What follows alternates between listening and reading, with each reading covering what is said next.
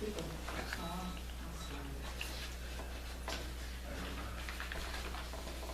want to welcome everybody to the monthly meeting of the Heart of Georgia Regional Airport Authority for Thursday, November 14th, 2013, 6 o'clock. Those in attendance are Calvin Yon, Dennis Giddens, Terry Niblett, Phil Beard, and Judy Madden, and Dr. Brockway. All right. At this time, we want to welcome everybody. I don't think we got any new guests. It's amazing, we get started, our audience is getting slimmer and slimmer as we go. I guess that's a good thing, so, I don't know. Board meetings are a good thing, right, that's right. Mr. Beard, would you open us with our invocation, please? Glad to, Russell. How about we come to this evening, Lord, we thank you for this day. We thank you for all the blessings that each one of us have as living in the Christian nation. We ask your blessings upon our great nation, Father, lead and guide. Give our leaders wisdom and discernment and guidance and grace. And we just ask for your mercy, Father, and your leadership upon us. I pray for our little community, Eastman and Dodge County, and those that are in leadership positions there. Lead, guide, and direct. We thank you again for all that you do for us each day. Bless this meeting tonight. We might do our business in a professional manner in Jesus' name. Amen. All right, everybody has a copy of both meetings and minutes from both meetings, the call meeting, and our last meeting, regular meeting in October, right? Give you a minute to look over that. Got any questions? Make a motion that we accept the minutes as presented for both sets. Both sets of minutes, seconded by Terry. All right, any questions, any discussion? All in favor, right hand. All right, motion carries. Project update, what we're talking about here, Terry, we're talking about the DPS? No. What? Project. Oh, the airport project, okay, I'm sorry. Just got project update, know which project, we got too many projects. I was hoping Barry and them would be here. Barry, I just talked to him, he's got flu, he couldn't make it, so long story short, we don't have him, but I can give you what I know. Right now, they came out and did the, inspection of the wires and the troubleshoot. The engineer has a report, I have not seen the report, I thought Barry was probably gonna bring that with him tonight. I don't think it shows anything significant. In other words, the basic wiring is in fairly good shape. They found a few problems and fixed a few things, but the majority of it will be fixed until they come back with a full crew. I do not know when that is. The guy that just came with by himself and the engineer, they pretty much just rode around and checked all the different points on the wiring and circuits, and he said when he got a crew up, he would be back. I have not heard from him on that, so Barry was supposed to, or one of them was supposed to call and talk to him and let me know, and I haven't heard yet when they're coming back. So as far as the glide slope transmitter, it's been ordered. We're just waiting on it to get back. As soon as it gets here, now that the wiring is okay, they'll give him the permission to go ahead and install that. Somebody at the school had asked when would it be back in operation. Big question. It takes 3 or 4 months for it to build the thing after we got, and this was months back, so it should be here for any day, this month or December or whatever. But then they've got to install it, and then the FAA we have to get put on a list for the FAA to come and fly. So, just a good guess is March is when it'll be able to go. Yes. Yeah, and what the FAA has to do is a commissioning flight check. It's not a periodic, and a commissioning flight check, because it's a brand new unit, for all intents and purposes, is a little more intricate than it would be if it was just like a periodic, once every 270 days. Okay. How long does the order take once you order it? The equipment itself is a 3 to 4 month build time. But it's scheduled to be here in December. Well, it's already been ordered, so, I know. you know, and I said, well, is there any chance they can speed that up? He said, not likely. So, I have to go back and look at my notes to see exactly when it was ordered, but it was ordered as soon as we got the okay to do the project, so. Stan told us it'd be here first of December. I think that's That's what what he said. yeah. Now, correct me if I'm wrong, this is the same one we talked about, taking the old one and rebuilding it, keeping it. That is a PA, which is a power amplifier, I think, for that transmitter. Will also work for the other transmitter we have down here, which is the localized transmitter.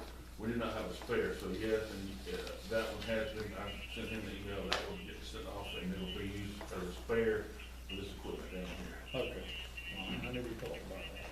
Now, just so that we're squared on this, you know, you can look at my manager report, I've been putting on there,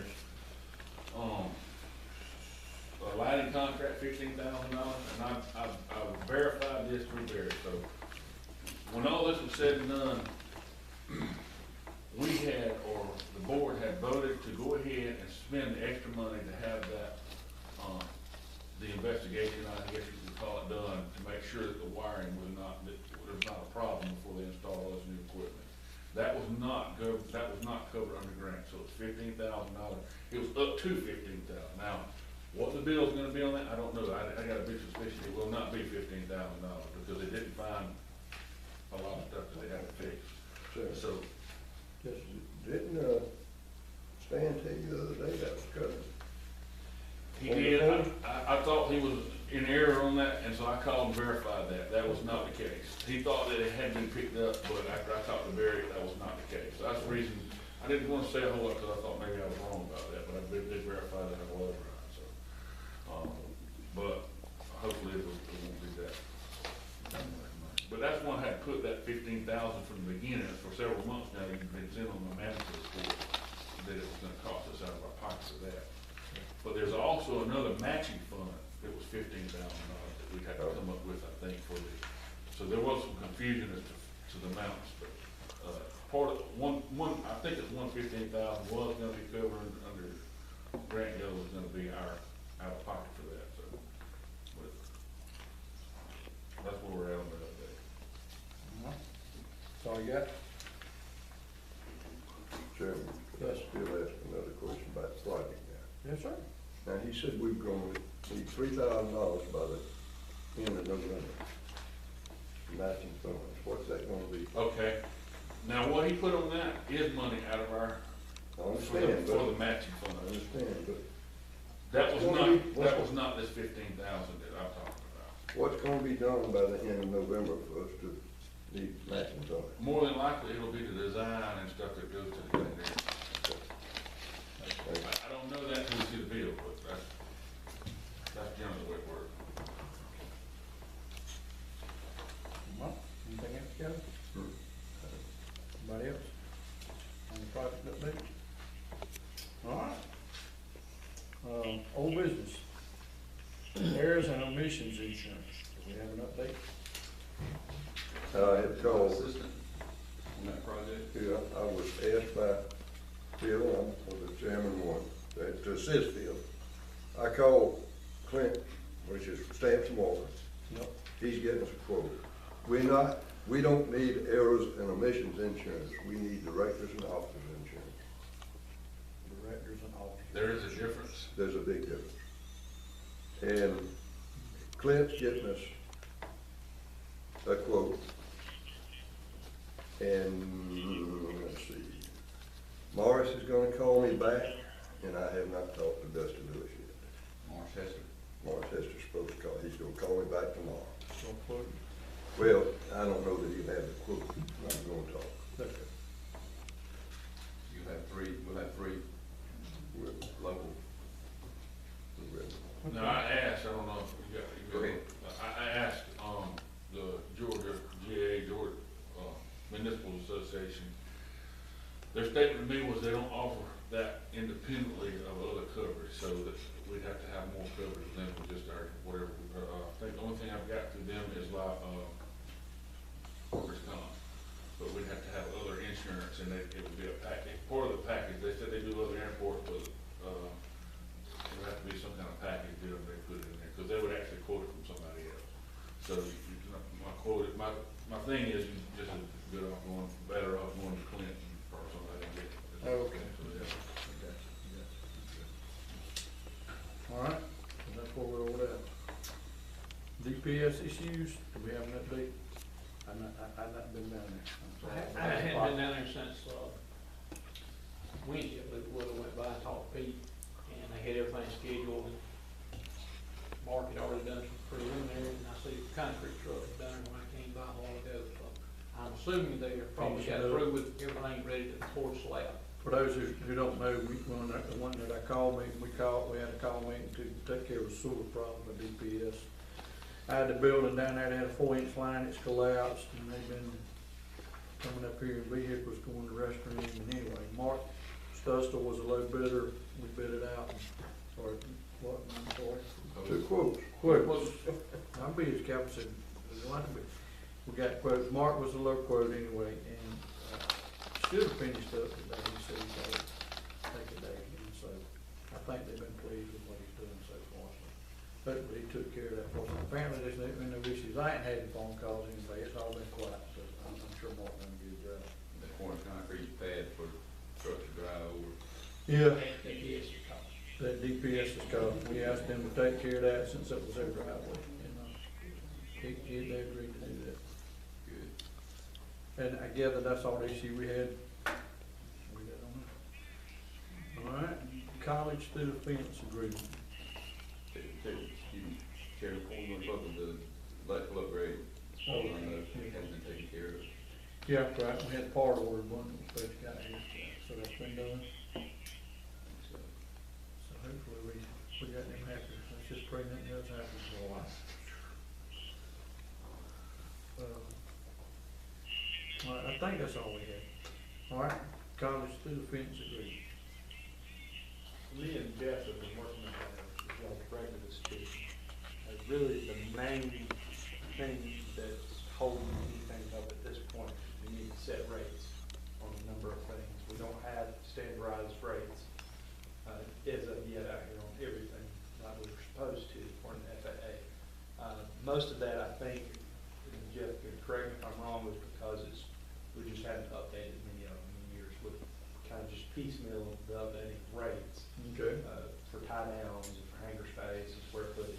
Okay. And as you might recall, we recently just did that, set hanger square footage space for when figuring out DPS. Right. So, but there are some rates that still need to be fixed. Once we get that, and we have a firm number, and then we can go to Dr. Brockway and his group and start working on that end to offset, to get the agreements to match up. But the big thing is getting up with the numbers, so Okay. that's why I turned it over to Jeff. Right now, and this was posted before I got here, so it's been up there a long time, we've got tie-down rates, $45 a night or a month for single and $65 a month for twin. That's for tie-down. Hanger rates, of course, for the T-hanger with the folding doors, $150 a month. And then, we got 25 cents a square foot for the run cost on the building. Now, the thing that's lacking in my mind, in my opinion, is a square foot. If somebody wants to come and build a hangar here, what is gonna be our land lease cost to them? That's what probably needs to be set next. So we have it where they can build their own hangar here? Is that what you tell me? That's pretty much the standard, that's normally what happens at the airport. At our airport, we, kind of, don't do things the way everybody else does it, but yeah. Typically, the way an airport operates, the owner can't own the land, but he can lease the land and build his own hangar, and that's the way it works at other airports. But we need to set that rate, whether it be 25 cents a square foot a year, or, well, I think the 25 cents a square foot we have, it was for per month, is that right? Yeah, that's air conditioning. Yeah, and 20 cents for air conditioning. But if you wanted to rent the land itself, I don't know. Unimproved land. Y'all need to come up with a rate and approve it, and then we could apply this. And Well, my question is, historically, have we done a lot of that? No, it's never We been done done it, here. never been done at all. Not here, but At other, How do other airports handle that? just like I said, How much? it varies depending on if you're in Atlanta, if you're in Waycross, if you're in, I've gotten quotes from all spectrum, all over the spectrum. Coffee County by day. I've got, and none of them matches all of, like Miss Carroll said, an airport, once you've seen one airport, you've seen one airport, they're none of them the same. And That price would be a function of what? What are the factors that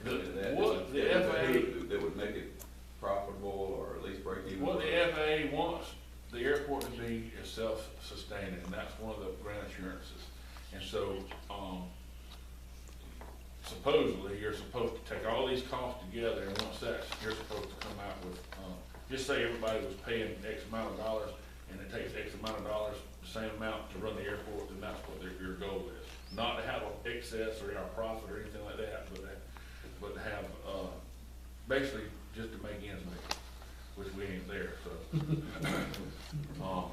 Is there a way to take the low end, the high end, and just do an average? It's too spread out.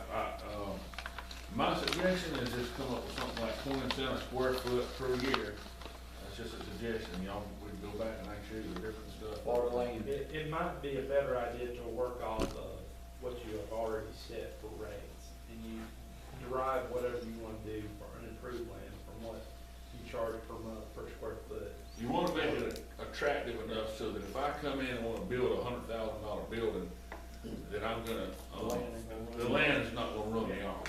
And it's only supposed to be enough so that the airport gets a little bit, and the airport is not responsible then for the building, for the electrical, for the, obviously all the problems we've With the got. FAA rules, and is this a separate lease? The land? Yes, They're not actually owning the land, that's the key function there, is they own the building that sits on the land.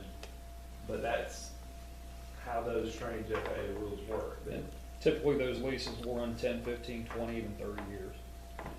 Okay. And sometimes, some airports will put a buyout clause at the end of the lease, giving the airport the option to actually purchase the hangar, for a set price as well, from the options you have. and a lot of airports, and this happened in Douglas, if you, just say I come in, I build a hangar and, pay the airport whatever it is, and if I don't keep an airplane in that hangar for more than a year, the hangar automatically reverts back to the airport. At the end of the 25-year period of time, or the 30 or whatever, the building usually reverts back to the airport, and the airport owns it.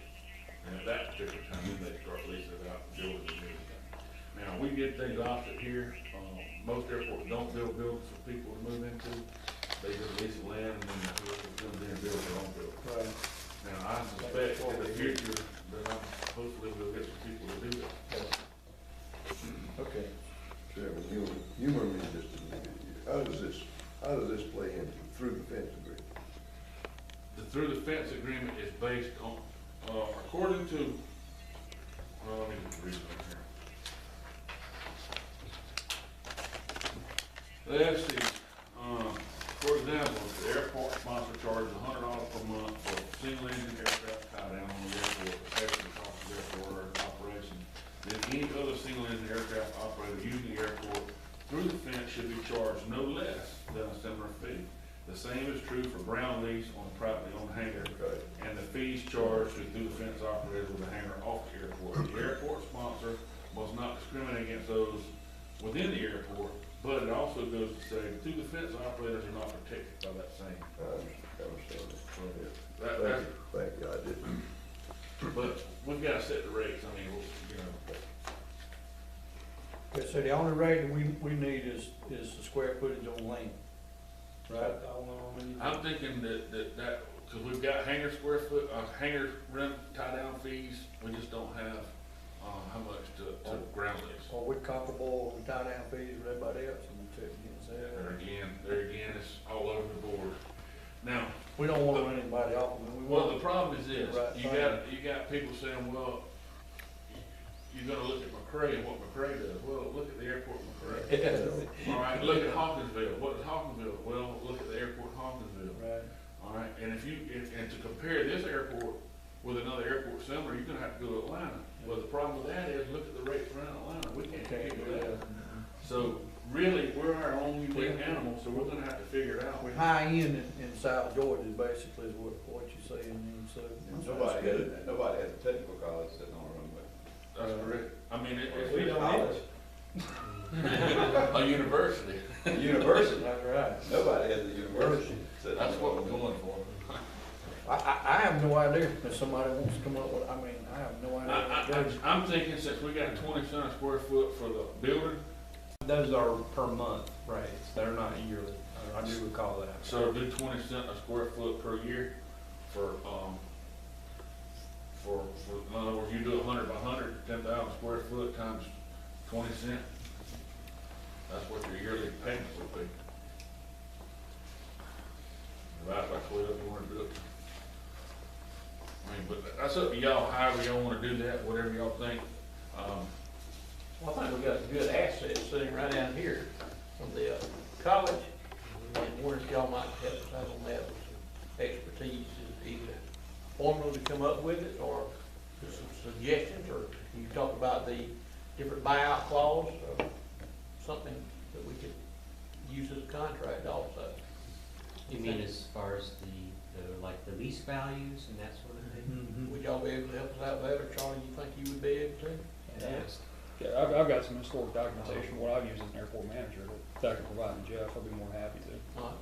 Okay. I could let's point out though, for using, for example, Jeff's numbers, you're talking about basically for 10,000 square foot worth of land to build a building on about $2,000 a year. So that's not a lot of money. So it's not something that's gonna be prohibited if you do 20. But, yeah. That's just something you guys need, if we've got a tenant coming up down here, they're gonna be wanting to build a building, you know, I don't know if. Yeah, you typically provide a buyer's premium for the land lease. Now, don't get the land lease confused with the through the fence agreement, two separate entities. Because typically with the land lease, it's on airport property and it doesn't fall under the purview of that through the fence agreement. And historically, what I've seen is a bit of a premium offered to those who, who say, yeah, we're gonna come in, we're gonna build a 10,000 square foot hangar, giving them a bit of a deal on the land lease. For example, when I was an airport manager in North Carolina, I had 8 land lease hangars. They own the hangar personally, but they lease the land from us anywhere from 10 to 15 to one was 30-year lease. The rates that we charged them yearly were less than $1,000. And it was competitive with the T hangar leases and the shed hangar leases that we had up there as well. And I mean, if you go to Vidalia, for example, take a peek at one of the gentlemen's hangars down there where we meet for the Experimental Aircraft Association. It's like an aviation museum. The personnel who typically will build a land lease hangar, they take pride in what they do. They invest a lot of money in that. And they're not the kind of people who are gonna just hang out for a couple of years. So that's why you kind of offer them a bit of a premium. It's kind of a give and take. Well, Do you know what he charged, what he paid for his We lease? find out. I think I asked, but I can't can we, remember. can we postpone this, or can motion to postpone this? We really ain't got to vote on that anyway, No. until we can hear back from him. Yeah, y'all could work together and find a proposal. Come back with something. Yeah, Jeff's been the hangar I was talking about. We went there for He furnished me with the stuff that I've investigated so Yeah, far, but I guess, And I think you're absolutely right. You don't wanna get us a highway run people off. Our idea is to trap people out here, we're not in a money-making scheme, but we do need to have enough money to operate. If we could, though, not to supplant what y'all do, me and Jeff could go forward with it through the fence agreement, because I don't think college is at this time leasing any square footage that's unimproved. If you would just go ahead and normalize these rates and approve them as what they are, so we can say that's what they're precisely said as, we can go forward with this. And that way, we're not independent, we don't have to wait on them through the fence agreement until y'all can figure out an improved square footage. Which that's why I brought that up, not to confuse the through the well, fence. you're rate still with gonna have to with have the rates. same thing for the fence as far as the rate goes. Yeah, Because but we will eventually need that, but the university won't need an improved land, at least this year. I don't think Well, so. just because they're a through the fence operation, they still have to be charged the same thing we would charge Joe Blow down here on the airport. It says no more, no less than. You Yeah. could actually charge them more if you wanted, but I don't think we would do that. But now, correct me if I'm wrong, doesn't the college own the property up to but not including the parallel taxiway, so tie down fees and hangar rental fees for the college when it's through the fence agreement is a moot point? No, Does it not, does it go back further? it doesn't matter whose land it's on, it's not on airport land, Right. so we can charge, even though it's No, that's on what I'm saying. school land, we charge the same thing we charge over here. So you're gonna work on charging the rates for a tie-down fee on the ramp that has access to the taxiway. Is that what you're saying? You're right. Okay. So, and hangers, tie downs, everything, you know, is where the charges come in. I've got a question.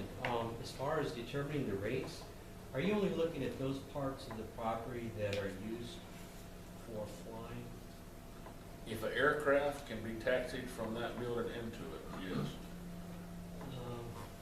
Because really, we only have the 14 T hangars, and the maintenance hangar really are about the only places we actually store flyable aircraft. So I would think any other part of our building really would not be considered into this. Well, we can negotiate, you know, we gotta first set our rates, we figure out. Well, that's what what I'm we're just gonna trying to do. understand, because are you saying like the entire building on that whole property? No, not the entire, just the hangar where the plane is stored. Okay.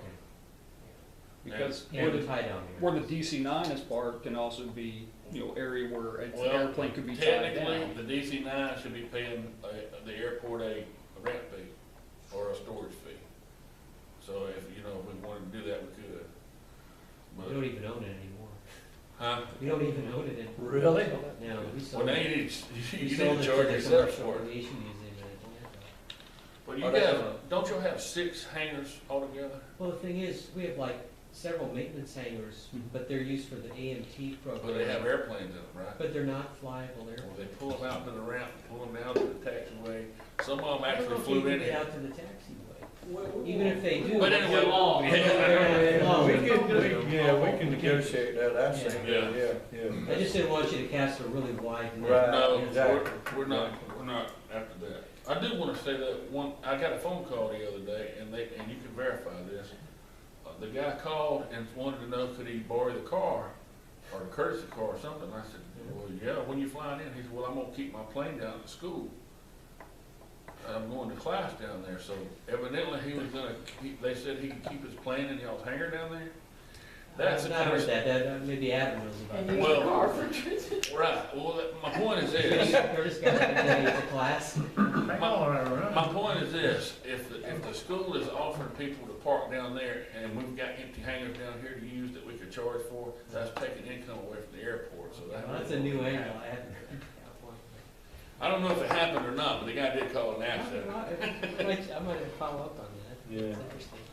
Very. Getting back to the rates that you proposed, do you need us to vote on that? Is that what you were asking for? Well, all the rates are already set, except So for we'll the, whatever y'all wanna set for the, ground lease thing. I thought they hadn't been set recently. Oh, that 20 and 25 cent hadn't been set for the building already?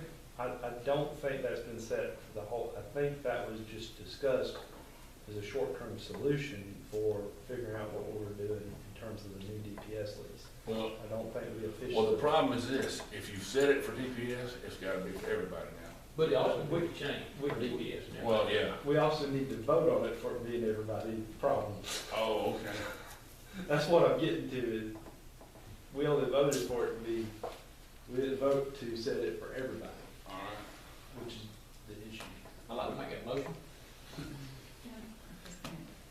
We did the hangar lease with the new company at that rate. But I think if you look back to the minutes, we only set the rate for DPS is what the minutes read as. It wasn't for No, it wasn't. DPS, She it's thought for it- Well, yeah, for hangar. a new company coming Yeah. in. So DPS has one and then we have one with the new company. Is that what you're saying, it's not the same? No, it's the same rate, but we've never formally set that as the rate. We just said, For those specific. No, we just said it was for DPS, I get With the it. Pacific Banks, there's two. Alright, It's for okay, the same okay, items, not okay. across the Well, board. whatever we got set at theirs, it's the same thing you're talking about, right? Yeah, you can't, we Because we can't. use the new rate for the new company, right? Or the rate that you guys come up. I haven't seen the leases, so I'm assuming, I don't know what you did. I'm a visual kind of guy, would it help any of you guys like it would me to have a picture of what we charging for the different, what we're charging for this, that, and the other, you know, drawn out, where these actual Right. hangars are at, and how much we're charging for, what's included in through the fence already and what's not. Would that be a doable thing at a next meeting or a work session or something?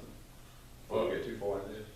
Yeah, it won't be a problem, we can have a drawing or a picture or 'Cause whatever. I don't know what we're charging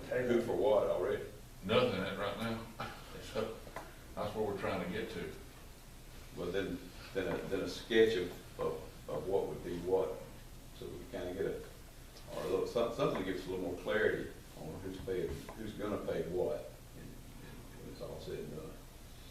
But I can't wrap my mind around that, thinking about all these different size hangers and where they're at, and the college being compared to somebody else and. Well, that's why you set it for square foot size, and then it won't matter where it's at, or where, as long as you know how big it is, and that's what you set it for. But isn't Well, you square can do footage that, just but one then- consideration? I mean, you have to consider the improvements at the facility, Well, you know, we're just doing ground legs, we're not really doing the they're building. concerned about the value of all the other stuff. Just, we're not trying to beat the dead horse, just come up with something we can all live with and move on. Talking primarily about ground, the cost of ground. What we really need, like I said, we've got the, tie down rates, we've got T-hanger rates, we've got, and all that's already set, already been here. If you wanna reaffirm it, that's fine. Or if you wanna go up on it, that's fine. And we've got the square foot for buildings that are here on the field that we rent building and everything, which is 20 and 25% a square foot. I think that's what he was getting to. And maybe what he wants to just have a vote to make sure that we're gonna stick with that. Just so you know, the FA says anybody on the field, you gotta treat them all the same. You can't have 20 cents for him and 45 for him, because then you get into some legalities. Well, you wouldn't want to be fair. The only question I have in mind is what you were talking about, training planes versus planes that fly, and we don't want to go there. I mean, you could. Well, whatever we come up with, we're gonna come out to even. We're not- It's going to be accurate. This is just to get it all You down. don't on paper. want to if it's thing to death, you know what I'm saying? You just keep on and on and on. I would kind of go back to also what Jeff just said.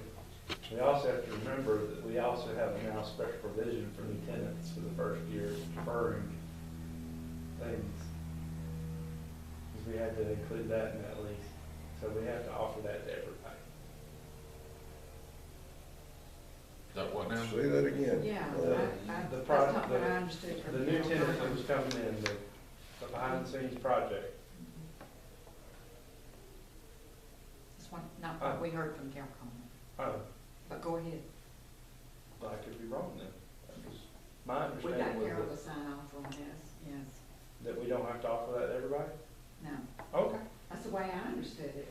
My understanding is according to what special circumstances, you know, with different circumstances, you It's gotta not treat across the everybody board the thing. same, except you can treat them differently. Okay. According to what they bring to the Well, I table. retract my statement. Yeah. But as a general rule, what we're trying to do is just set everything to base, Yeah. Right. and we have something to work off Right. of from there. Right, Then you have a reason to do it different. right, a valid reason, exactly, trainer points. But we gotta have these baselines set Okay, all right, well, first. do y'all wanna hear them again, or before you make the motion, are Made a you motion. okay with them, Terry? I forget what my motion is now. We were talking about the heated and air and non-heated and air. Is that the only thing that we need to vote on, because the sub's already in place? Right. Do we need to also do a ground lease price now, even though it might change? It's gonna make this, through the fence agreement go quicker accordingly. If we have that set. Could we amend it, come back and change to ground price lease at a later date, once we get that, get them to work with you? Let's go back, to what was said before, it's only for a year, so in a year's time, if we had to, we can go back and change it Yeah.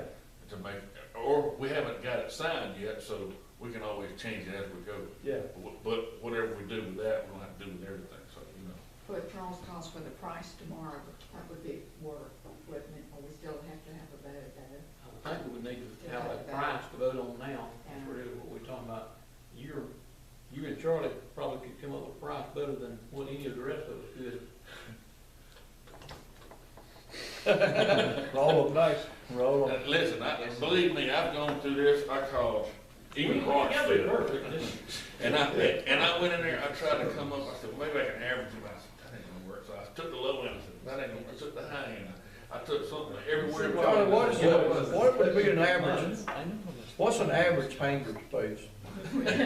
We got one, is there an average? I mean, we don't have a pile of lots, we don't have buy monster planes. For which Just airport? recently, I did get a price Here. that it cost us to build our 14 T-hangers. I have to check the email, I'm thinking it was around, I'm gonna say it's like $600,000 to $800,000. And I have the square footage, so I guess obviously you take the price, you divide it by square footage, and you can figure out, at least for something like that, the approximate value. Now, as far as something like our maintenance hangar and anything else that could be used, or that is used for airplanes, those are all built, well, beginning in like 1996 and after, so. Well, let me ask y'all this, and I don't wanna throw another key wrench in this cog. Is there a way to base this land lease agreement, square footage, based on what you're gonna build here? Like say, if you're gonna build $100,000 hangar, and it's gonna be so big or heated, then, you know, we can give you a little better rate. If you're gonna build us a pole barn out there, you know what I'm saying, then we're gonna give you a different rate. Is that, I'm just saying, dollar figure wise. It'd have to be based on the dollar figure, the square footage of the building. I don't know, I'm just throwing ideas out here. Well, I think about the pole barn difference, and I've seen some airports that have something. You wanna basically say, we've got a standard here at the airport. You can't build a pole barn. I was thinking when he said that. So. Okay, so we'll just keep a flat rate. I just threw out 20 cents because we were already using 20 cents for the month. Yeah, but that might be a little high on lean, I don't know. 20 cents a year. A year. That's $2,000 a year. That's on a, what I say, 100 by 100, right? Yeah, $10 per foot. Is that a 27? Some of them, some airports charge $200 a year for something like that, and some of them charge $2,000 a year for like that. A little high, I mean, you know, I don't wanna get for a 10,000 square foot building, you know, 20 cents a year is $2,000 a year, and that's, you know, kind of piggyback what Jeff said, it's whatever the market, wherever the airport is, will support. And, you know, like Jeff said, we're not in the Atlanta metropolitan area. Right. We're Well, kind that's of what I'm asking. caviar budget in South Georgia. I'm totally ignorant, And, you know, there are also negotiations that I've seen and I've been privy to when it came to land leases. You know, incentives being given to certain individuals coming in. And, you know, like I said, whatever the market will support. For this particular airport, I think personally 20 cents a square foot per year is probably gonna be a little high. However, that being said, anybody that can afford a, you know, $150,000 hangar, probably not gonna have an issue paying $2,000 a year if they wanna relocate to this airport. What about 10 cents a square foot a year? I I'm just trying to get something we start with. I'm 10. Split the difference, 15. I'm just thinking in terms of actual cost of putting a building on something, and I know this is not equivalent, but it's about $20 per square foot for one of these steel buildings you put up. Hangar's a lot more complicated than that, so hangar's a little bit more. So if you figure per square foot, that's gonna cost, I mean, you're talking about 10,000 square foot hangar is gonna at least be $200,000. Is that fair, you think? So you might wanna look at it in that perspective too. If you're gonna build a building that big, how much capital would you have to outlay anyway? And then try to work off of that, which the 15, you know, that would be. The other way you wanna look at it, from my perspective as airport manager and selling fuel, I want a bunch of these hangars built with jets and everything else in it. And I don't wanna run And them I don't off. wanna run them off, so I If wanna make sure. if I it's were, Exactly. I owned a plane and I was gonna build $100,000 hangar, I'd have a little bit of heartburn behind paying another $2,000 a year on top of that, because I built this hangar for y'all here, and I built a nice hangar. Especially if you're gonna have some clause in there that says, if you don't put an airplane in there for 2 years and the hangar becomes ours, I mean, you see where I'm going? I'm like, Jeff, we wanna make it attractive and keep them here, so I want us to make money, but I don't wanna run them off, you know, does that make sense? Does that sound about right? I mean, Yeah, because you may run into a situation where somebody's rebuilding an airplane and it's not in airworthy condition, but that, you have to go to an airport in order to get an airporting members that I work for was adamant about putting the stipulation in these leases that the airplane has to be airworthy. And the tenants fought that tooth and nail because there were a lot of hobbyists out there that were either building airplanes or rebuilding airplanes, from the ground up, and they're not airworthy until the FAA, mechanic does it once over on it and says, hey, this airplane is airworthy. So, it may be a bit of a legality there, but you still have an airplane in that hangar, but it's not gonna fly. But you know as well as I do, if the airplane's not airworthy, I'm sorry, you violated your lease, you're gonna have to leave. So that's one other item you wanna take into consideration. I don't think we need to do that, right? I think we just need to put in there a clause, well, I think we put in there before 7 months without a plane in there, you know your lease is in jeopardy, but. Non-aeronautical use. Yeah, but then that's where I see him.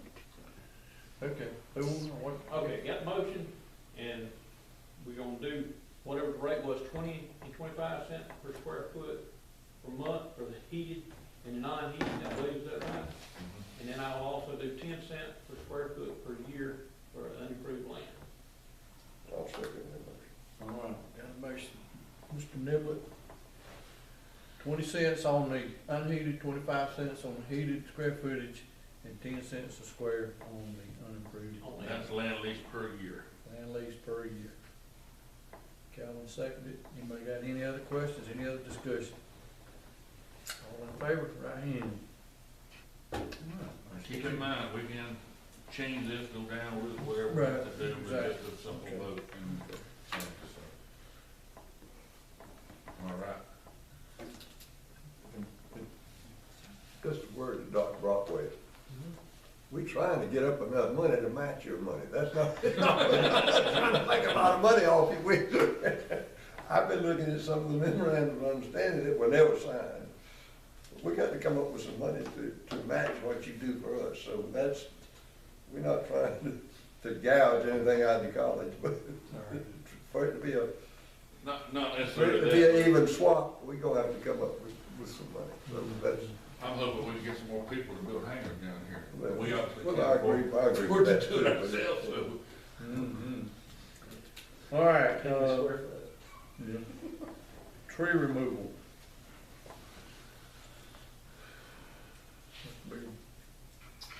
Where are we? I will defer to Jeff. I got the quotes. Now, you wanna go that route, or what about Are you talking about the Woodard? I'm We haven't got- assuming you're talking about the Woodard, Okay. yeah. we What I'm talking don't about. roll them all into one? Well, I didn't think about the bids, but we can talk about the bids. Speaking of the Woodards, I can speak to that.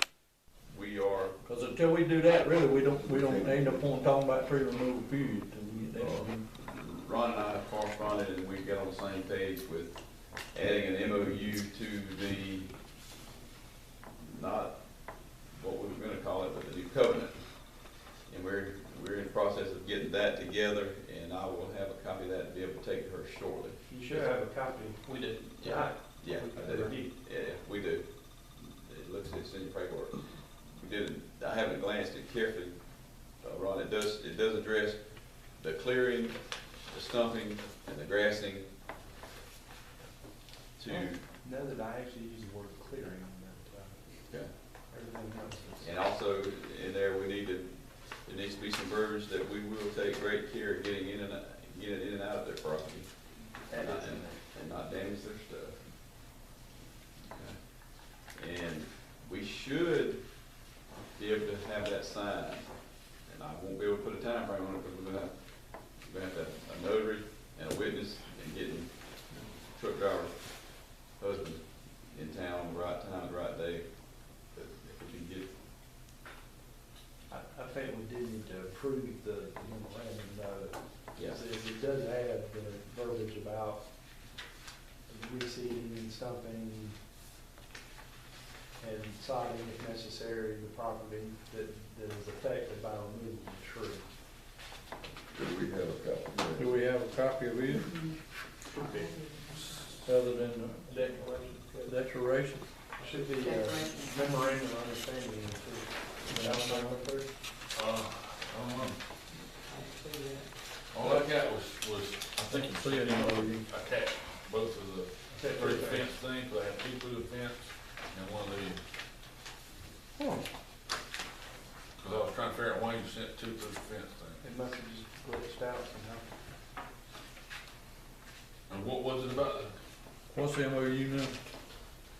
is basically the settlement statement between the authority and the Woodards, but it contains the terms that we haven't previously discussed about when we clear the property, we were going to reseed, stump, do what was necessary to make sure that we don't disturb the ground, not destroy their fences and driveway, and basically take reasonable care.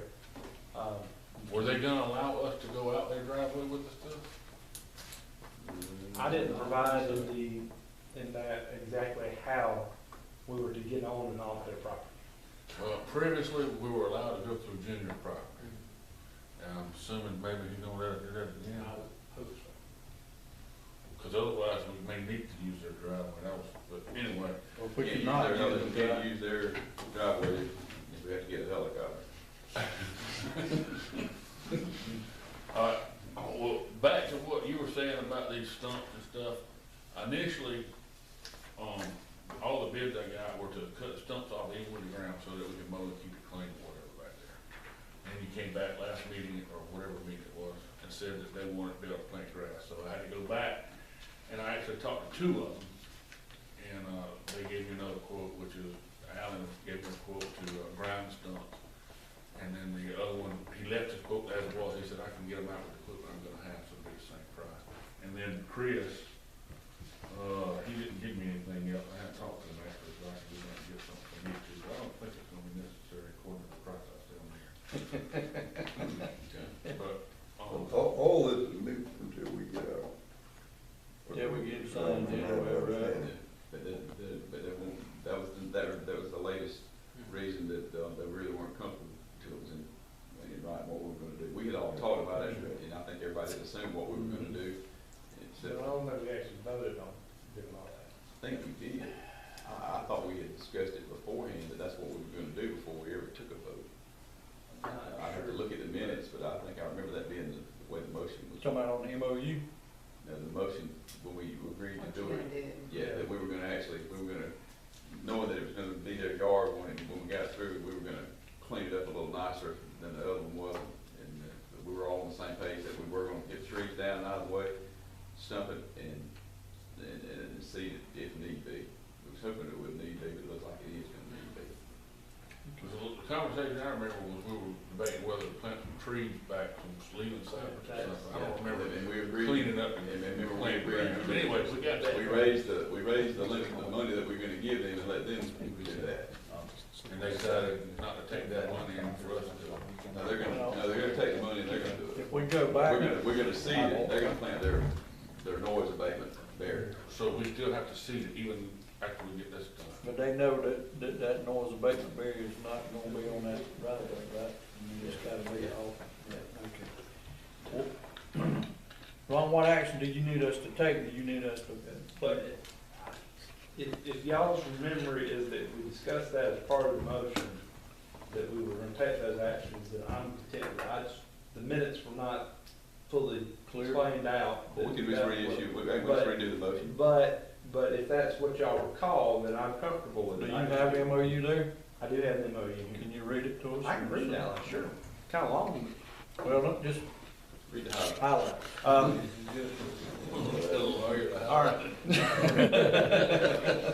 The Heart of Georgia Regional Airport Authority shall pay the Woodards the sum of $5,000 in exchange for the Woodards conveying a covenant running with the land allowing the HGRAA the absolute right to enter the Woodard property for the purpose of pruning, trimming, cutting, or removing any tree, brush, shrub, or similar growth that poses a threat to air traffic control. The airport authority agrees to only enter the Woodard property as is deemed necessary and further agrees to enter the property in such a manner as to prevent any extraneous damage to the Woodard's property. That end, the airport authority agrees to stumping, reseeding, and sodding any property impacted by the removal. The Woodards agree to execute the declaration of covenant running with the land prepared by or for the airport authority. Both parties agree that said covenant shall bind any heirs, successors, and assigns, and the said covenant is renewable after 20 years without any further consideration. And then the rest of it is essentially standard contract language. So that's the really only the kinks. Can you read that again about the successor? Hmm? Can you read that part again about the successor? Sure. Both parties agree that said covenant shall bind any heirs, successors, or assigns, and that said covenant is renewable after 20 years without any further consideration. So does that mean if they sell the property to some other person, that they have to also buy it? At least for 20 years? Why 20 years, Mayor? Covenants are only good for 20 years. Or, So, but the key to this is it's without any further consideration. There doesn't have to be any money paid. And there's a clause that says both parties are agree in good faith to renew anything under the terms of this agreement. So even, 20 years down the line, the main thing to take with the covenant is it has to be reported. So anybody that purchases that property, let's say it's sold or deeded away, they would be able to see it because it's recorded in the record book. Covenants only last 20 years, even if they run with the land. Running with the land means that it transfers from one person to another, even if you transfer the people that own it. But covenants of operation law expires after 20 years. There's no way to just automatically renew it. We'd actually have to go and refile, which is So $12. what's the difference between that and a navigation easement that would, for lack of a better term, give to the airport the airspace over top of their land rather than the land itself? I think they didn't like the term easement. Okay. Because, that's a tool used in the That's aviation why world where, when they said easement, that's why we backed off. Is that what? Okay. so it's kind of a back door. But Well, we're hoping one day before very long that there's gonna be a dorm sitting there, or a tea hangar of some sort, or a college building, or Yeah, before that 20 years. I'm factory sure or they'll something. have- The, an airplane factory. The- Spitting out. I don't think it'd be an issue, I'm just thinking somewhere down the lake, there is a possibility if we ever get money. We're losing money, if you haven't heard. Our budget's being cut. you didn't But know- anyway, there is always that possibility that either us or some other business or enterprise may buy that land, and so I was just a little concerned that whoever buys it, it could even be you. Right. Of course, I guess you don't mind being stuck with your own thing, but somebody else could get stuck with that. Mhm.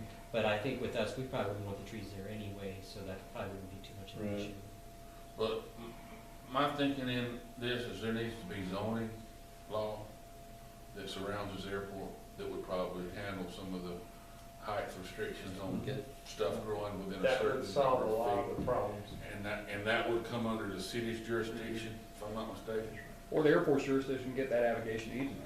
There should have been Monday morning quarterback, there should have been a navigation easement in the first place to protect the invisible planes that come off of either side of the runway when an airport is designed and developed. Like when the runway was expanded. But when it was done, I don't think anybody ever dreamed we would be where we are. They were thinking a little runway strip, and somebody go out and shoot the cows off of it so we can land, you know what I'm saying? Smoke pots and. Yeah. Yeah, and It's been a good deal. Great problem to have. I was gonna say something, we need to finish with the motion.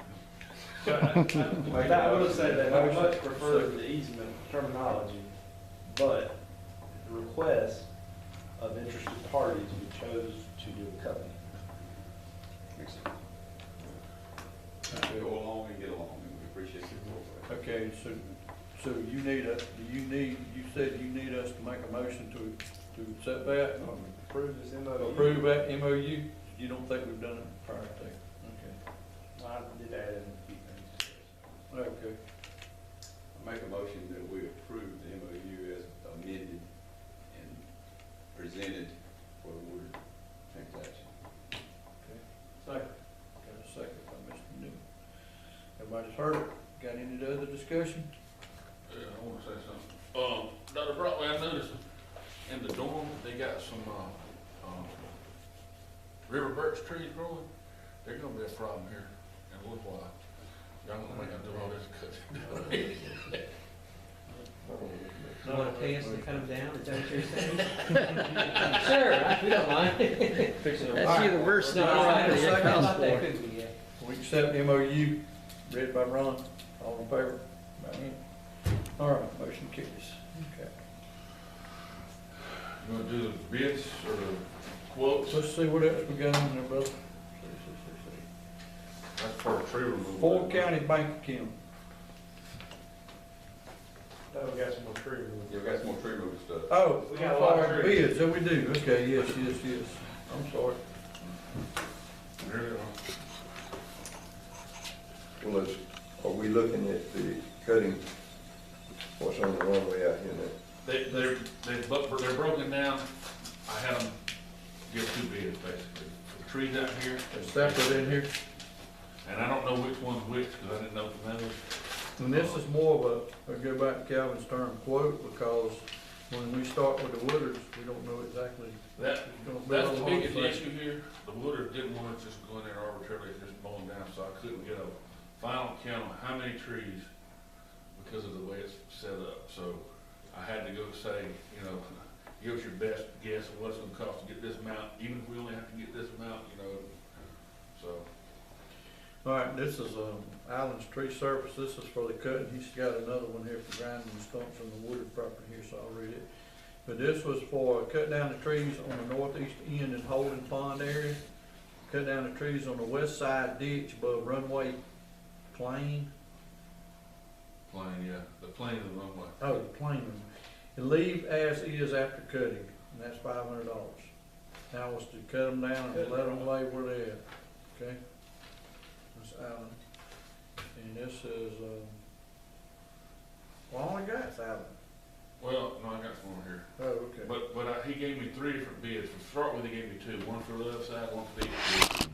Gave me one for the That's the one you wanna do for sure, right? It doesn't matter. $500 bid. Yeah, but these are the trees that FAA say that. The audit said they gotta go. They got to go. All right, this is for the Woodards, cut down and clear trees in the way of tower, being able to see south end of taxiway and field as discussed with airport manager. Cut as low as possible, but now we've changed it to the ground. That's $6,000, okay? That's Allen's Tree Service. All right, and this is also Allen's Tree Service for the stump grinding at the woods. My question is, we talked about seeing in the MOU, these guys are tree removers, or we just? That is necessary. Is it, grind all stumps on the wooded property where trees are clear, tower view, runway. Air will be level and ready to mow, $700 for the stump. Okay? So that's all out right there. All right, what else we got? Dwayne Conley. This is Dwayne Conley's bid for removal of debris and trees on the flight line, $4,000. Total bill. We can provide an insurance certificate of $1 million.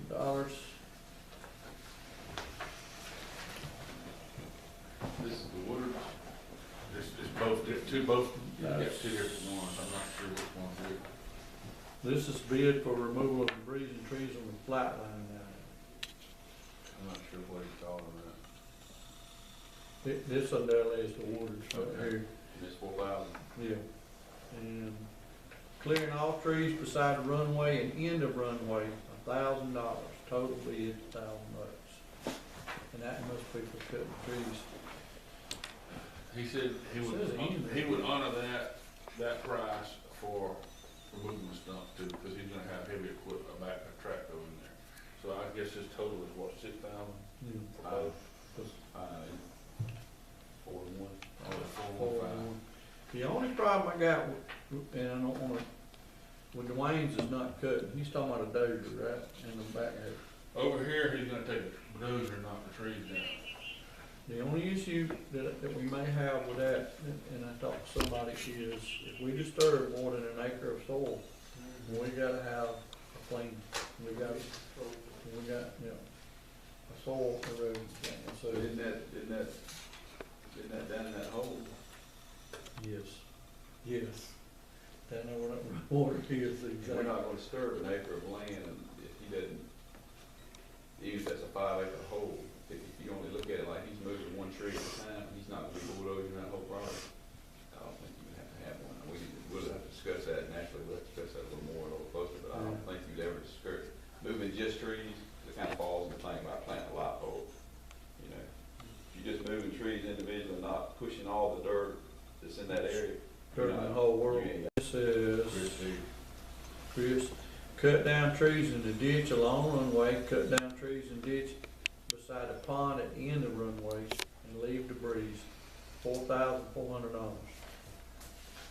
A long ways from 500 more. And then this is, clear all trees and vegetation back. What does that mean, bro? Clear all trees and vegetation back everywhere. Even with building and fence over here. Oh, even with building the fence in area, haul off debris and leave stumps, $6,000. Who is that? Chris Hall. What was college again? It was 5 altogether. 5 altogether. And what was tearing altogether? 7. It would be 700, 500, and 6,000. Well, did I understand it right? Evans cut and drop trees is 500, and Conley's on cut and drop the trees is 1,000. Correct. Mhm. Correct. And Allen's is 6,700 for the Wooders, and Collins is 4. Might get one of them one and one of them. That would work best for us. We can only do one right now, since we don't have a contract in hand for the Wooders. Say that again now. What y'all We say? can only do one thing right now. Oh, that's true. That's cut these. Let's cut these down. Well, So keep what- in mind, that these are quotes. If we got Terran to come over here and see if we can match the other bid to finish, do the wood property too, if and when we get that done. I mean, it's what y'all, whatever y'all wanna do, but. Well, I think right now, the only thing we can really do is on the trees cut and drop them. Average for $500, I'd make a motion that we take out $500, cut and drop the tree. I second. On that part of the contract, on the bid on it, okay. Well, Quote, can I keep a quote? Excuse me. Okay, and we'll hold off on the other ones until, we get the contract signed, the MOU. and all that. All right, motion to hire Alan, let him cut the trees and the ditches in the pond area, second, all in favor, right hand? Okay. Thank you.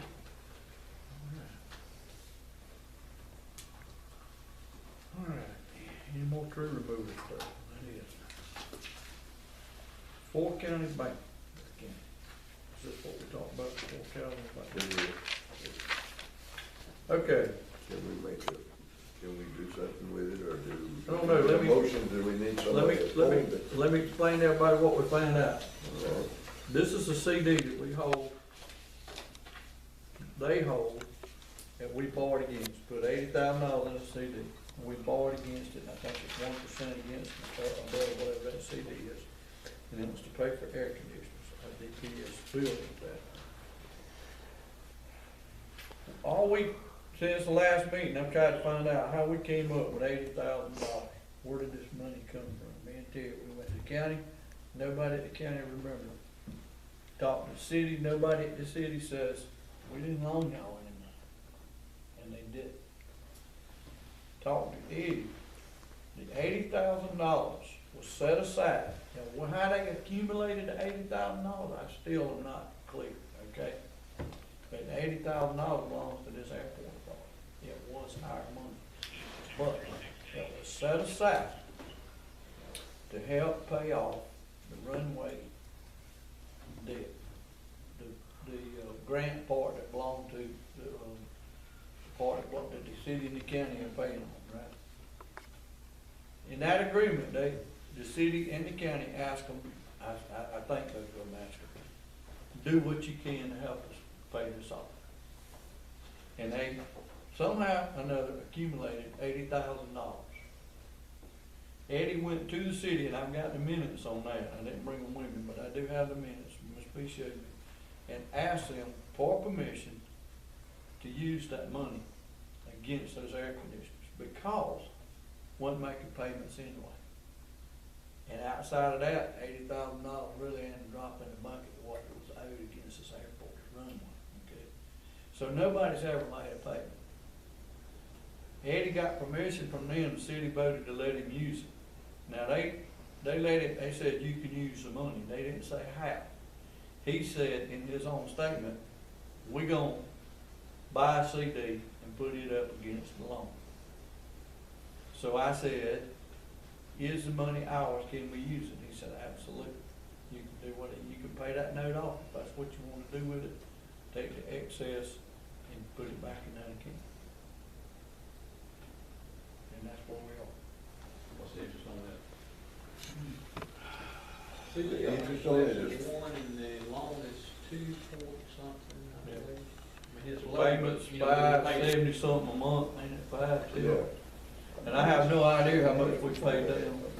2.5 and 4.5. We're getting 2.5 on the CD and paying 4.5 on the loan. Yeah. And we're paying $570 a month. Does anybody check, did we check to see how much we have paid down on it? We ain't done that. No, he has an amortization schedule, but nobody's been authorized to talk to the bank yet, or get a letter Well, to them to say that we can do I it. wouldn't think it'd be a lot, I wouldn't, because this hadn't been that long ago they did this, right? For each year, you're looking at paying about $7,000 on it. 7 times. Not quite 7 every year, so Okay, that's at $570 a month. okay. Now, we can either take this money and pay this loan off, or we can continue on the road that we own. And at the end of it, $80,000 is all, comes back to that. So y'all, I mean, it's board, whatever they wanna do.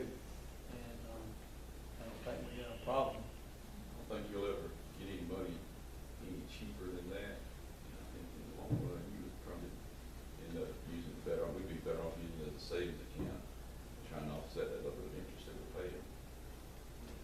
That's kind of my thinking. You say continue where we're Continue on going. just like it's going. One day we'll have something, we can do something with a tangible thing, and you're not gonna operate, you're not gonna be able to get any money cheaper than that, even at today's rates, interest rates, I wouldn't think. That's just off the top of my head. And y'all see any benefits to paying it off? Well, that's the pro of keeping it. What's the pro of paying it off? What are we paying to the bank now? $570. $570 a month. $570 a Cash- month. cash flow. Freed up cash. That's freed up our cash flow, that's what we, But the other thing is, I think there's some equity left in there, I think you'll get, I don't know what it is, maybe 15,000. Eddie said 17 the other day, I found it a little hard to believe it'd be that much equity, no older than that loan was, but we'd have to do some investigating. And he said that, and I thought, I just find it hard to believe it'd be that much in there. How long have we been paying it? Do you got any idea? It's been several years. 3 years. Oh, it has been Yeah, that we long. was thinking- We was thinking this thing was Well, then maybe months it is old, it more was than years that. old when we first heard about it. And the Gotta loan- be, Yeah, but it's not, before I got here, I've gotta been be here 2 interest years to in start September. with, right? Let's see, if it's 80, it was $80,000 CD. Right. And we, at a four and a half or 4.25. 4.5 is the interest rate that we're paying, and 2.5 is what we get. 4.5 interest rate on that, then you were talking about probably being about either year 4 or year 5, you're just paying down principal. Just off the top of my head. I mean, don't hold me to that, but. I would, The loan was not for $80,000, it's for a little less than that. Little less. It's a little bit of money. Little less, okay. Yeah, so- I would make a suggestion to y'all, so that all this can get straightened out, is have a motion to put somebody on the account so y'all can call and get the, Yeah, we The definitely, balance. we definitely gotta do that.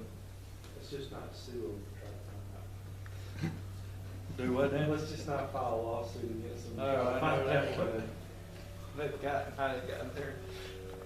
well, and we could not do anything, we don't have to take any action tonight, but we do need to, get the paperwork so that we can get on the account and look at it, and somebody can call the bank and talk to them and see what we got. No prepaid penalty or anything like that. Right, that's true, that's true. So, what y'all's, we don't have to really make a motion, we just, what y'all's wish, I guess, is what we wanna do, just leave it like it is for now. And let's get on the card and somebody go investigate and see what we gotta do. believe Jody has the actual CD at his office. I've got some of the paperwork here, Calvin's seen that, but I'm not sure. I don't know, but I don't think there's any penalties for her to pay off or anything like that. Probably not. Probably not. Let me check.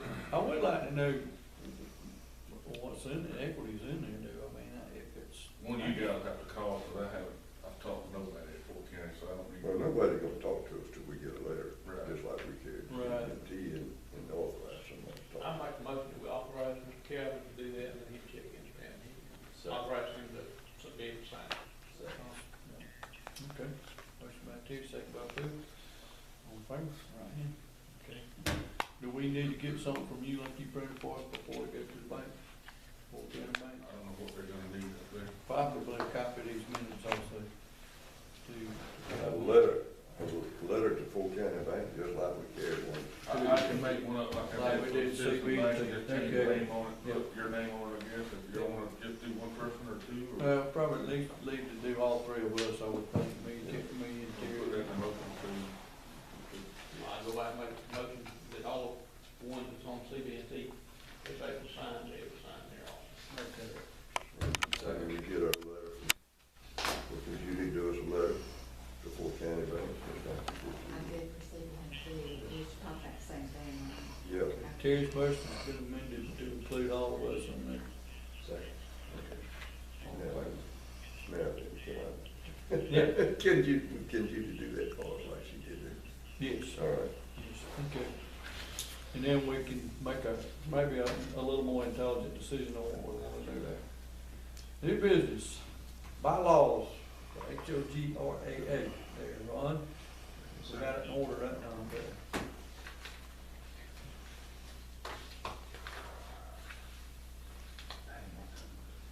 We, Getting along there. Mr. Chairman, we never made a motion to pursue the bylaws. So, before we just do that on, and it was my suggestion, but before we just, Ron does that, we need a motion to do it.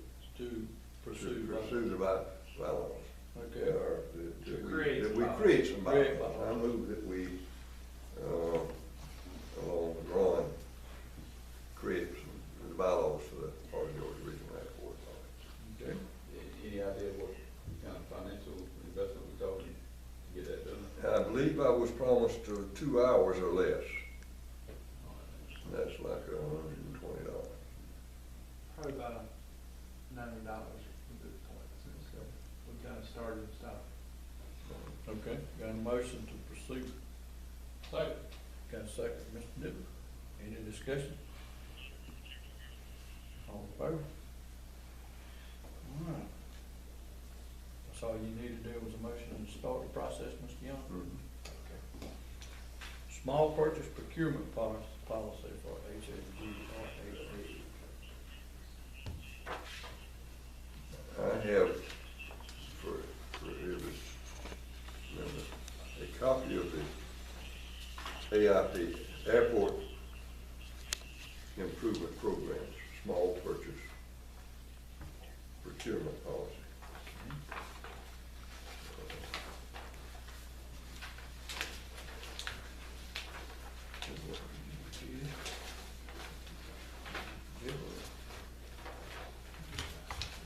I mean, do we run out? No, here.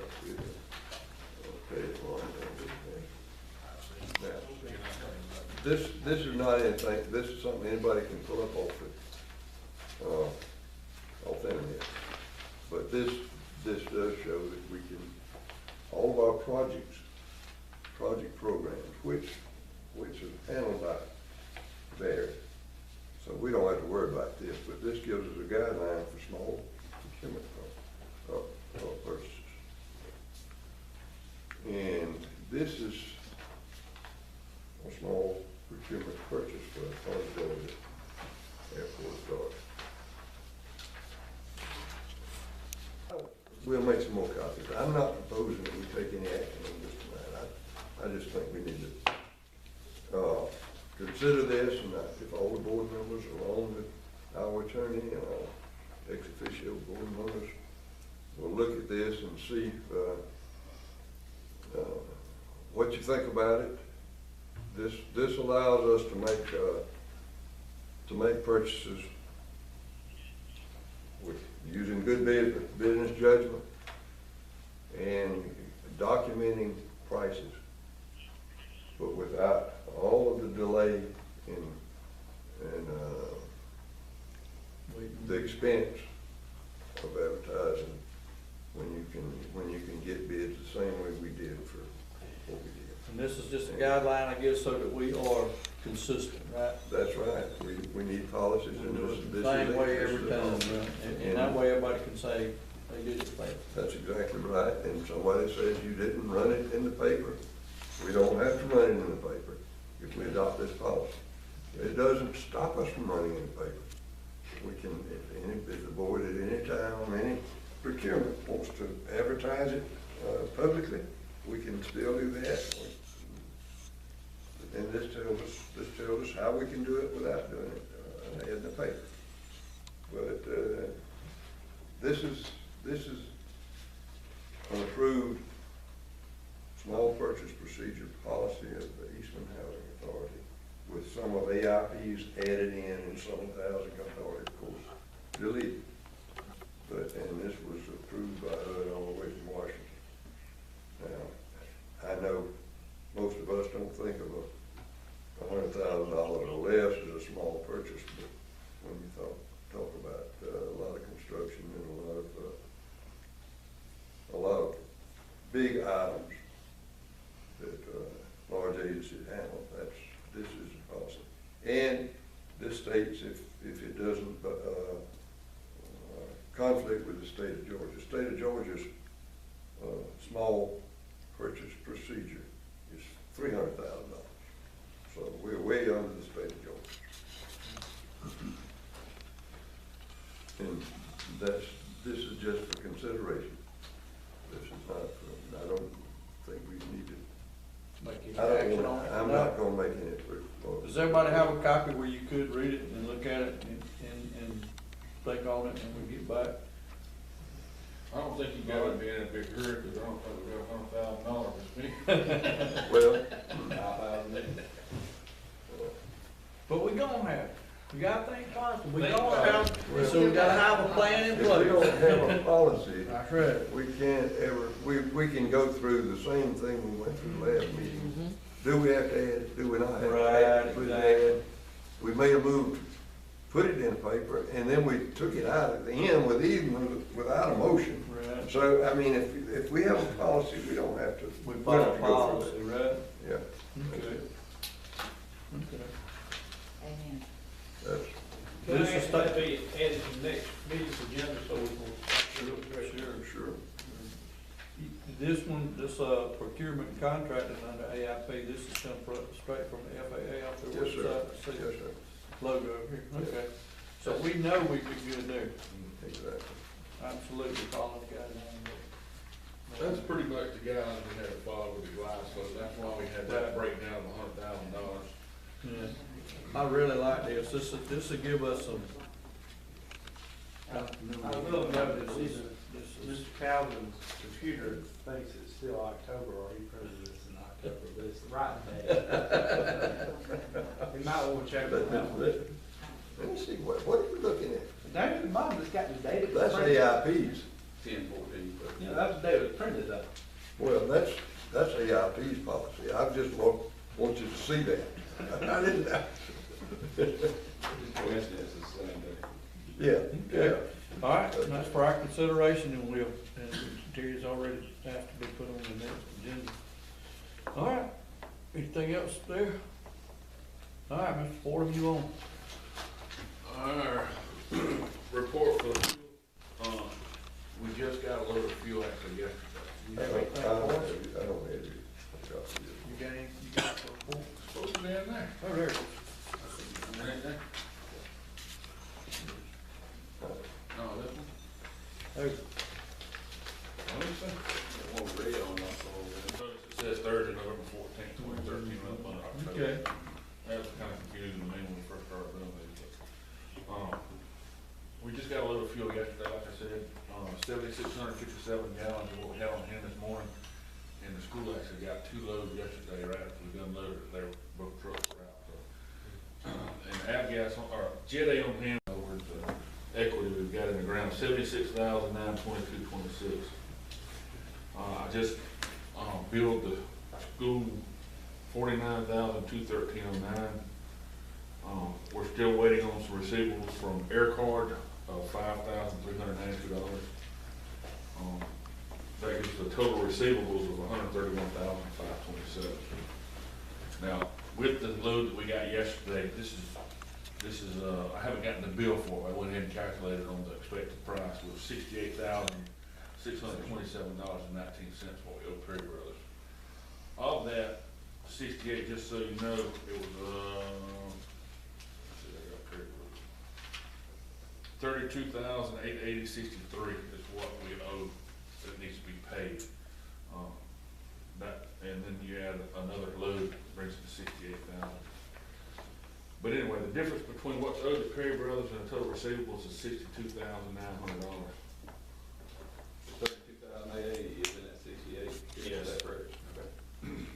Yeah, and that's what I'll be asking for in a second to get paid. We don't have that yet, but anyway. Air Card sales for October, we had 946 gallons, had 2 cars come in. Would have been more, but the weather got us. They came in on the beginning of the week on Friday. They were supposed to come back and ended up having to divert to Alabama, so we missed that one. I would love to have seen them come back through. Perry Brothers, I'm sorry, MMGC sales for October was 8,291 gallons. The total avgas sales for October was 8,700 gallons. Jet A sales for October was 1,600 gallons. That gives you a total sales of $10,455 and $61,415 for the month of October. Our general fund balance as of this morning was $31,669. So we don't have enough to pay that full amount for what's owed to Perry Brothers at this time. So if it was, I'd like to at least get 16,000, which would be approximately half of that. Motion to pay half of that first thing in the morning, and then as soon as we get more money in from the school, pay the remainder to make up that 32,880.63. Now, just so you understand, it's 32,880.63, but we have charges that come off of that. Every time somebody swaps a card out here to buy fuel, that comes off of this amount. In other words, that we're getting paid for that fuel. So I'll go ahead and pretend like it's not there and just go ahead and pay it, and then when the next bill comes, try to get enough money to pay it. But just because it says it's 32,880.63 that's outstanding, which is current right now, it may not be that way in a few days, because if a bunch of people come in and swap their car and get fuel, then that's going to deduct from that amount. But still, I go ahead, there's no way for me to know what it's going to be, so I need to get a motion now to pay it the 16,000 and to get another motion to, as soon as the money comes in, to pay the remainder of that, so we get paid off. And the remainder will be how much? That's my point. I don't know exactly what it'll be at that particular time, because some of this, if somebody buys $100 worth of fuel, $100. Using this report, how much? Using this report, it'd be 16,880.63. So when they swipe the card, it automatically does from Perry Right. Brothers rather than pay us. Correct. We don't receive any money from that terminal out there. It all goes back against what we owe Perry Brothers. Yes. I didn't know if everybody knew that or not. I didn't until right then, but that makes sense. We get our money direct deposits from the school, and we get direct deposits from the military air cards. And if we swipe it in here, it still goes against Perry Brothers. So any credit card swipe, it goes to Perry Brothers first. That's good. So we don't have to pass through our hands, it just goes straight to them. Right. That's a good deal, yeah, okay. All right. We need a motion to pay the, how much, 16? Motion to pay 16,000 as early as, well, I might do it Monday, and then, hopefully, a few days after that, school, they have a previous bill that hasn't come in yet, so, they usually pay that, so it'll be part of this amount that they owe. But the 16,880 will be the next payment. I move that we pay $16,000 now to Perry Brothers. And when we received the school check for balances last month, that we pay the 16,880.63 or less any credits that we have. We want to, what I'm Less trying to any do credit we is have. keep it within 30, net 30. So we Right, don't- right, we understand. Second. Second. Clarify your motion on the last part. Okay. And as soon as the school check comes Comes in, in. we pay the 16,880.63 less any credits we may have with Beaverbrook. That way we don't have to come back and meet just to. Correct. That difference, trending in the right direction. You talking about the red, what's red right there on the, over the paper? Yeah, we're getting better at work. Yeah, it's getting a little bit better. A little bit. I'd love to be able to pay a lot of it all at one time and be catch back up, but yeah. The difference, as long as it's a plus 62,000, if we sell off everything we got, we'd have $62,000 back in the bank. I think that's right. Our general fund balance is less than it was last month, but we're not looking at what's owed to us nor what we owe. But as far as the cash in the bank, we got $10,000 less than we had last month. And it'll vary a little bit because sometimes I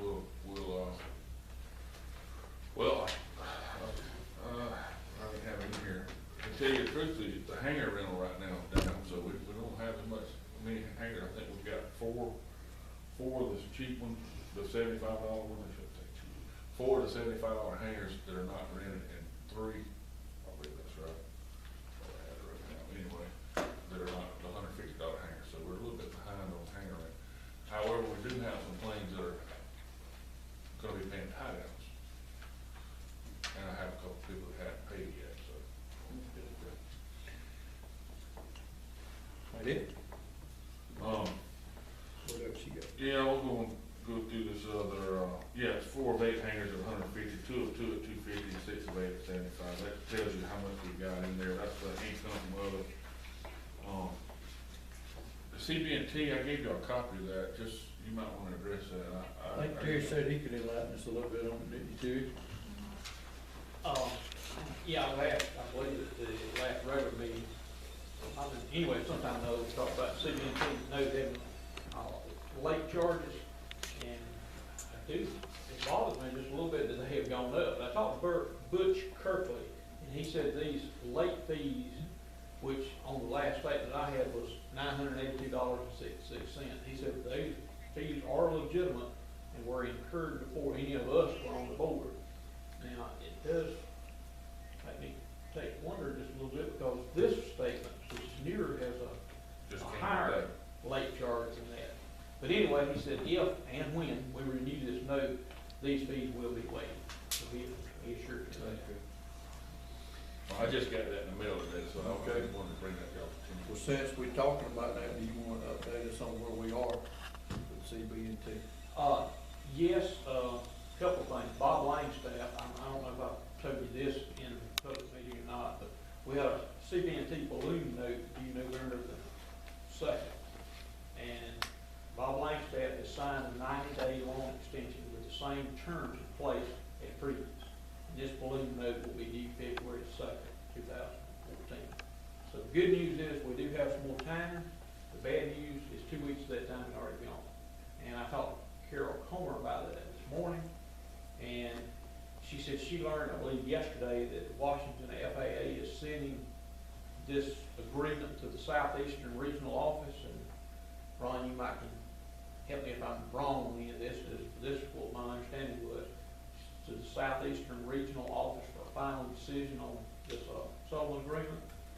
But Washington is going to be sending some written comments, and she expects them by the middle of next week. She understands Washington does have some concerns about future grant assurances, the way the present agreement is worded, and so they were supposed to have, her and the lawyer were supposed to have a brainstorming session this afternoon. And I don't know if Ron got in on that or not, he was notified late. I was not able to get in on that, but you are correct that it's going to FAA Regional Counsel's Office to prepare detailed comments on the documents and make we will call them suggestions, but it's more than suggestions, it's you either make these changes or find a way to make them, or we do not approve this. But that largely is correct. Well, do we know it? So do we know if it's on the way? I was not informed of this, and as a procedural matter, I kind of stayed away from the litigation stuff because of the way my contract is worded, and because Mr. Langstaff is handling everything thus far with it. And I don't want to necessarily incur expenses for y'all when somebody's already working on it. Right, good. The good news is it does sound like it's fine to move it. You know, there are going to have to be some changes to be made, but hopefully they're working towards some changes. Maybe we will have a resolution. Before we run up first of February, right?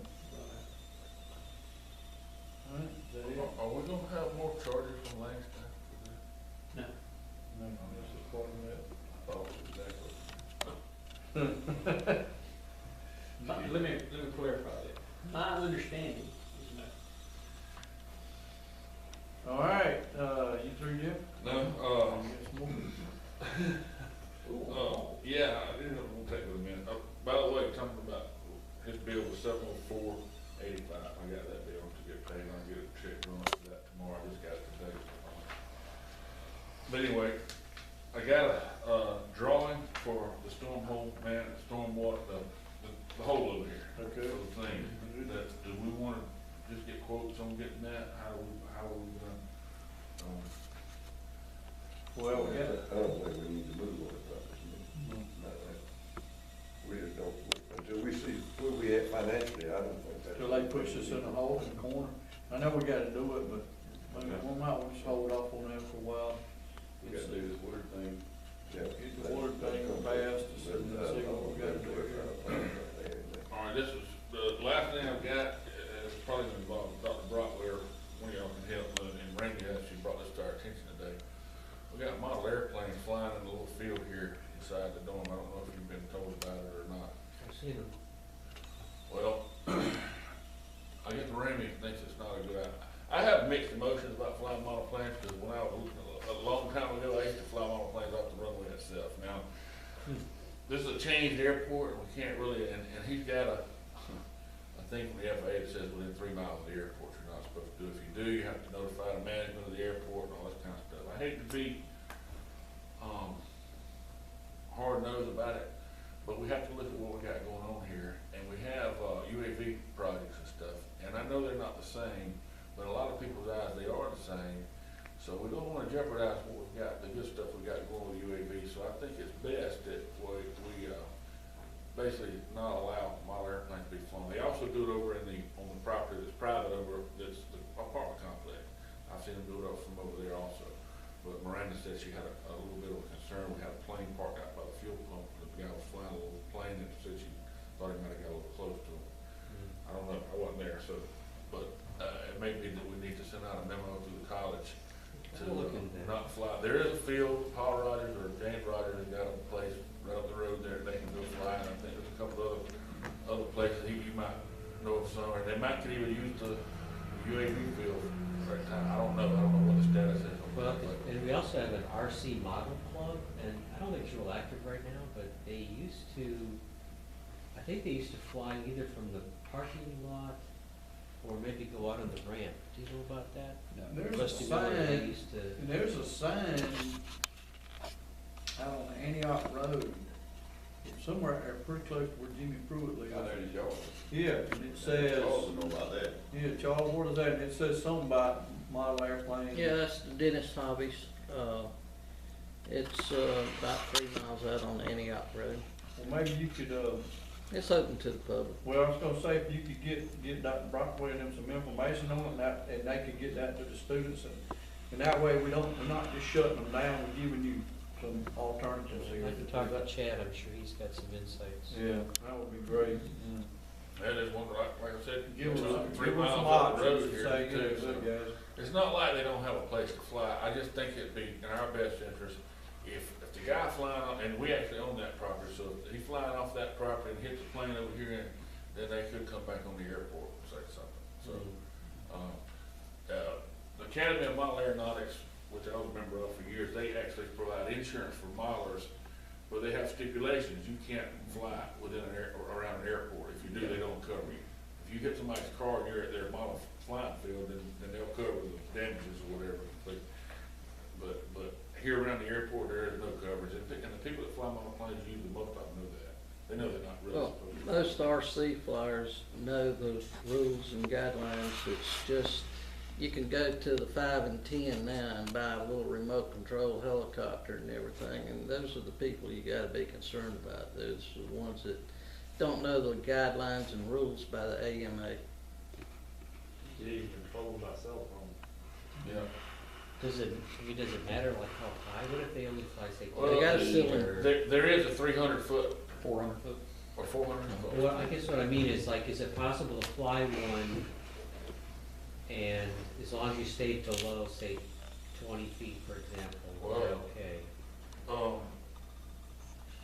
What the FAA puts out, they say below 400 foot within 3 miles of an airport. All right. In other words, you're not supposed to be within 3 miles of an airport. No, the advisory circular does not say that. The advisory circular says that they're gonna operate a radio controlled airplane within 3 miles of an airport to coordinate with the Coordinate. airport manager. It Correct. doesn't say it's prohibited, Well, it also but it's says- not real smart. It also to say says, that. it also is not regulatory either, Yeah. so there's nothing, there's no teeth to it. Well, I understand, I mean, where they're I flying. think that it's like 100 stipulation feet means from that your you gotta gas be in constant Correct. contact with the Yeah, control I thought tower. about the possibility If it's of open. inadvertently going over the fence. Or notify the tower. Hitting something. So like I said, Yeah, I'll I've look flown into model that. planes myself and flown them off this airport at that time, but back then we only had a turnaround at each end. One plane every a month coming in and out.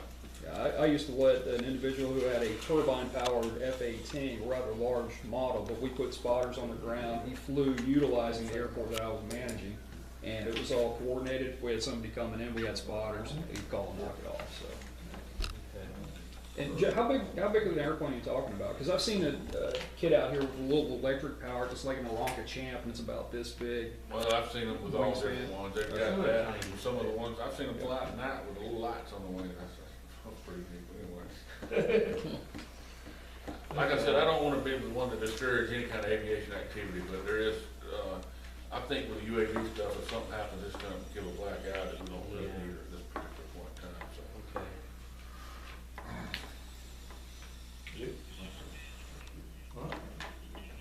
All right, time for public participation. Anybody? Start over in Dr. Brockway. I have nothing, thank you. Nothing? Since the last meeting, we have opened the control tower back up. We're going on our second week. Still have reservations about the trees, but we've seen that there is movement on the wooded trees being removed. That gives us a bit of a warm fuzzy. And the two gentlemen are working up there. One's got probably about 25 years worth of air traffic control experience. He's eligible for Social Security and, but brings a big amount of FAA experience, both domestically and internationally. And we're possibly going to lose another controller sometime in the next year or two. He has a offer letter from the FAA, so he'll be moving on. So we might lose a little bit of continuity. But the offer still stands. Like I reiterated before, if and when we get to the point where the trees need to be removed, I'll be more than happy to make myself available to go up in the tower cab and eyeball the trees and let you know how far back they need to go for visibility requirements. Okay. We'll not let you entertain the wooders while you're doing it. With a RC airplane? Yeah.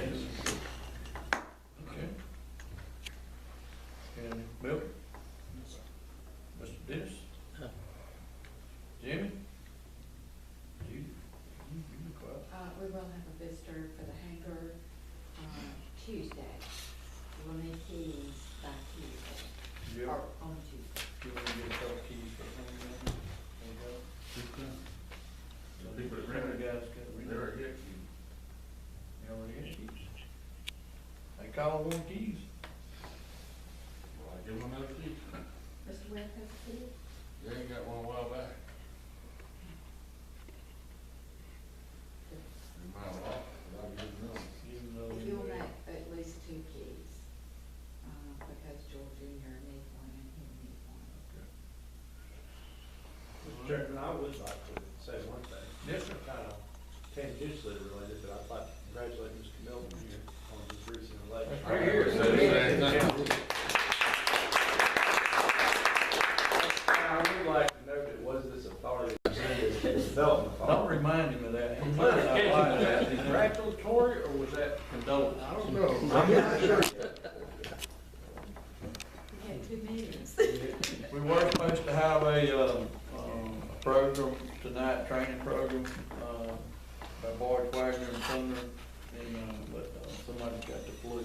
Barry, yeah, the guy was supposed to present it, had, got the flu. And, they really won't do it, but we will probably do that next month, so I'm sure y'all glad, Yeah, let's shorten the agenda when that happens. shorten the agenda when that one happens. Well, we did have a good bit of business to get out of the way. Guys, I'm proud of what y'all doing this week. I think we're making progress, I truly do. Make a motion to adjourn. Second. All in favor?